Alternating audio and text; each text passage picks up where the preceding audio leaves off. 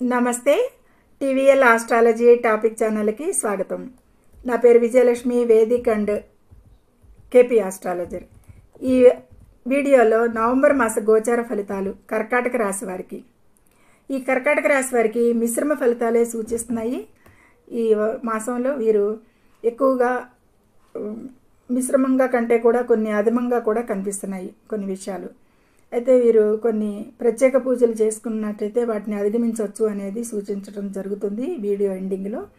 అయితే శుభ ఫలితాలు, కెరీర్లో ఉద్యోగాలకి మంచి అవకాశాలు లభిస్తాయి. పదోన్నతులు లభించడానికి కానీ కొత్త అవకాశాలు కానీ ఏదైనా సరే వీటికి అవకాశాలు మంచిగా ఉంది. కానీ తొందరపడి నిర్ణయాలు మాత్రం తీసుకోరాదు. జాబ్ క్విట్ విషయంలో ఆలోచన మానండి. ఇక ఆదాయం, ఆర్థికంగా సానుకూల ఫలితాలు ఉంటాయి. ఆదాయం పెరుగుతుంది అనేది చెప్పచ్చు. ఆరోగ్యం బాగానే ఉంటుంది, బాగానే ఉంటారు, అంటే సానుకూలంగా ఉంటుంది. చిన్న చిన్న ఆరోగ్య సమస్యలు మాసవంతంలో ఎప్పుడో అప్పుడు అడపాదడపా రావచ్చు, కానీ స్థిమితంగా సమతుల్యంగా ఉంటుంది అనేది చెప్పచ్చు. ఇక వ్యాపారం అయితే ఈ మాసంలో అంత అనుకూలతలు లేవు. ఉన్న వ్యాపారాన్ని ముందుకు కొనసాగించుకుని దాంట్లో వచ్చే ఒత్తిళ్లు, దాని మూలంగా వచ్చే సమస్యలు, ఇబ్బందుల్ని అధిగమించే ప్రయత్నం చేయండి. ఇక కుటుంబంలో చిన్న చిన్న వివాదాలు తలెత్తే అవకాశం కనిపిస్తుంది. వీటి మీద దృష్టి పెట్టాలి. ఇక ఆరోగ్యపరంగా మానసిక ఒత్తిడి, అలసట, శారీరక శ్రమ, భావోద్వేగాల ఒత్తిడి వీటన్నిటికీ కూడా ఆస్కారం ఉంది. అష్టమంలో రాహు సంచారం వీటన్నిటికీ కూడా మానసిక అశాంతి ఎక్కువగా ఉంటుంది ఈ మాసంలో. దానికి తగ్గట్టుగా వ్యాపారంలో ఇబ్బందులు ఎదుర్కోవటం, కుటుంబంలో సమస్యలు వీటన్నిటికీ కూడా చికాకుగా ఉంటారు. చాలా మానసిక ఒత్తిడి ఎక్కువ అవుతుంది.